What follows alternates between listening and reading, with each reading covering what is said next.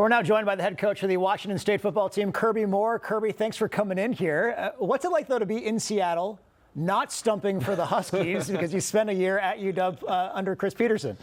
Yeah, it's unique. Just great to be back in the Northwest. Obviously, growing up in Prosser, playing at Boise, being a grad assistant for Chris Petersen, and then we all go on our own journey.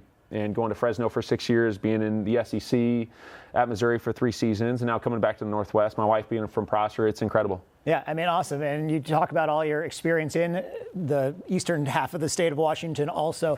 When you grew up there, did you ever think all those games and being on the sidelines there that one day you just might be the head coach? I don't know if that thought was going through my mind at that point. Usually when I was watching practice, whether it was Mike Price, Bill Doba, I could hear Rob Akey usually yelling from across the field, and honestly, it was just trying to not to get ran over. My brother and I, he's 2 years older, and so growing up, my dad, a high school football coach, we would just be going there all the time for camps and clinics and anything and everything. Well, this is going to be your first head coaching gig. You have had some amazing mentors along the way, from Chris Petersen. You mentioned Jeff Tedford, Kalen DeBoer as well. What are the biggest things you learned from them that might translate to being a head coach personally for you? Yeah, I think it really starts with first being yourself, right? And there's a lot of right ways to being a head coach. When you look at Chris Petersen, I probably had even more admiration for him going from the player at Boise to the lowest guy in the totem pole here in Seattle at Washington, and it wasn't easy. In 2015, my first season here, we were 4-6 at one point, battling our tail off to get to a bowl game. Obviously, the next season, that culture continued to develop and then propelled into the college football playoff. You look at Jeff Tedford, I like to say he's forgot more offensive football than I know. Just the people that he's been around, the 6 first-round draft picks at quarterback, and then Kalen DeBoer, just his ability to empower his coaching staff on a consistent basis. Now, you've been a part of there's been a coaching carousel, obviously, at Washington State over the course of the last couple of years. You're following 2 guys who use this job as sort of a stepping stool to the next stop. What's preventing you? I know you got it in your blood, but what's preventing you from using that in a similar manner? Because obviously, people have done that in the past. Yeah, I think it really starts, for me, there was a football side of this and the ability to be a leader in the Pac-12 conference and an opportunity to win, communicating with the school leadership and just their investment within the football program. And then there's a family side of it. My wife being from Prosser, Washington, us having 3 young kids. We've been out of the state of Washington for over 10 years. Both sets of parents are within the state of Washington. And I like to say my wife's never been able to build a house, and that's something that she's able to do right now. Yeah, you're building a house now? 100%. Congratulations on that. By the way, both former coaches, they talked about the budgetary concerns, obviously, and the inability to compete financially with other schools. What is your overall thought on that and the challenges that brings at Washington State? I wouldn't have taken the job if I didn't feel good about that. Yeah. I think right away the communication with John Harlow and President Cantwell, and she's only been there a short amount of time, less than a year, and the past is the past. And very quickly her communicating about what the investment was last season comparative to what it is right now, and that's a drastic change. And right now, it's a different climate within college football, and we got to make sure our players are going to make the plays on Saturdays, right? The coaches hopefully are putting them in a position to be successful, but it's about the players.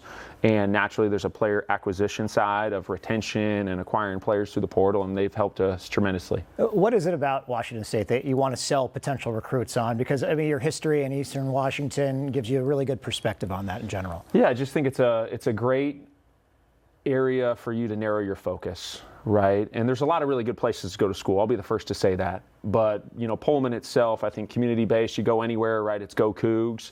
But then in terms of we all have a short amount of time within this window of me being the head coach, someone else in terms of their playing career of being the starting receiver. And, hey, what do you want to get out of this academically and athletically, and making sure we're doing that? Well, I know in this day and age of NIL, there's a lot of roster turnover. But for the guys who have been here and have been playing for the last 3 years for now 3 different coaches, what was your message to them?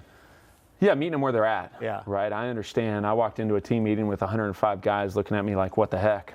Right. And so right away, it's about the players. And I set meetings there from 2 to 7, Tuesday, Wednesday, Thursday, and getting to know them getting to know me. Naturally, I think the best thing with this transfer portal climate is to make sure we're all having a ton of transparency. Hey, where are you at? You happy here? What are some things that have been done well? What hasn't? Are you thinking about leaving? And then for me, it was better to not be sitting at a desk. I wanted to make sure I was going with the team, and I went to Boise and was around the players, around their parents, and making sure we have that constant communication. This is a brand new day and age with NIL, and you touched on it a little bit, but in terms of where you're going after recruits, I'm sure that is a proportionality to the number of high schools recruits you want to bring in and the number of guys you want to bring in through the transfer portal. What is sort of your proportion there and what you're thinking? We definitely want to be a developmental program. I think this year was very unique in terms of just the timing of everything. Everything happens faster than you want it. Yeah. And so right away, we have that team meeting. We're working on retention with the current players. Did a good job of that, especially on the offensive side of the ball. Had a number of staff members come to Boise with me during the bowl game and continue to meet with players. And then naturally, you're having dialogue with the high school commits, but at the same time, there's already prior relationships with a number of those guys. So that's difficult maybe to keep those guys firm from that standpoint. And then the portal opens on January 2nd. And from there, we've probably had 40 to 45 guys on campus, and we feel like we found some really good fits.